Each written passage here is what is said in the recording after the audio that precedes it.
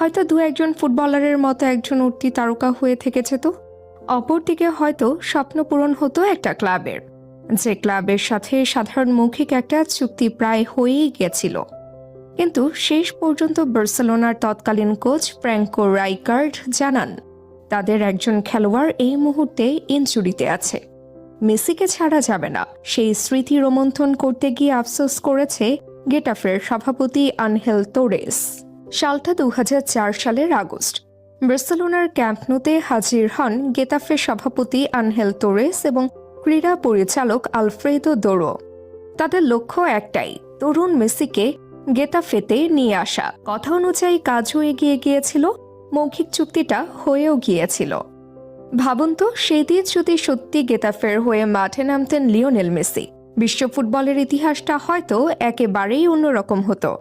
বার্সেলোনার জার্সি গায়ে চাপিয়ে যিনি লিখেছেন অগণিত রেকর্ড আর উপহার দিয়েছেন কোটি ভক্তকে অমর স্মৃতি, সেই মেসি হয়তো গেতাফের মতো মাঝারি সারির এক ক্লাবেই থেমে যেতেন। হয়তো তার প্রতিভা ছড়িয়ে পড়ত, কিন্তু সেটা আর কখনোই বিশ্বজোড়া আলোচনার কেন্দ্রে আসত না। তিনি হয়তো ক্লাবের ইতিহাসে সেরা খেলোয়াড় হয়ে উঠতেন, কিন্তু গোট তকমাটা পাওয়া হতো না। তা নিয়েই থেকে যেত হাজারো প্রশ্ন। সেই স্মৃতি এখনও পোড়ায় গেতাফের সভাপতিকে। তিনি এখন বার্সেলোনায় এসে কথা বলেছে, তখনই ভেবেছিলেন গেতাফের ভাগ্য খুলতে যাচ্ছে। তরুণ মেসির প্রতিভা তাদের চোখে ধরা দিয়েছিল স্পষ্টভাবেই। একেবারে শেষ মুহূর্তে এসে পরিকল্পনা বদলে যায় বার্সেলোনার কোচ ফ্র্যাঙ্কো রাইকার্ডের একটা কথায়। সেদিনের সেই শেষ মুহূর্তের কথা কোনোভাবেই ভুলতে পারছেন না গেতাফের সভাপতি। তার কাছে মনে হয়, সেদিন ইতিহাসের সেরা খেলোয়াড়টাকে পেতে পেতে হারিয়ে ফেললাম। আজ যদি মেসিকে গেতাফের হয়ে দেখা যেত, তাহলে হয়তো ফুটবলের আলোচনার কেন্দ্রটা অন্যরকম হতো।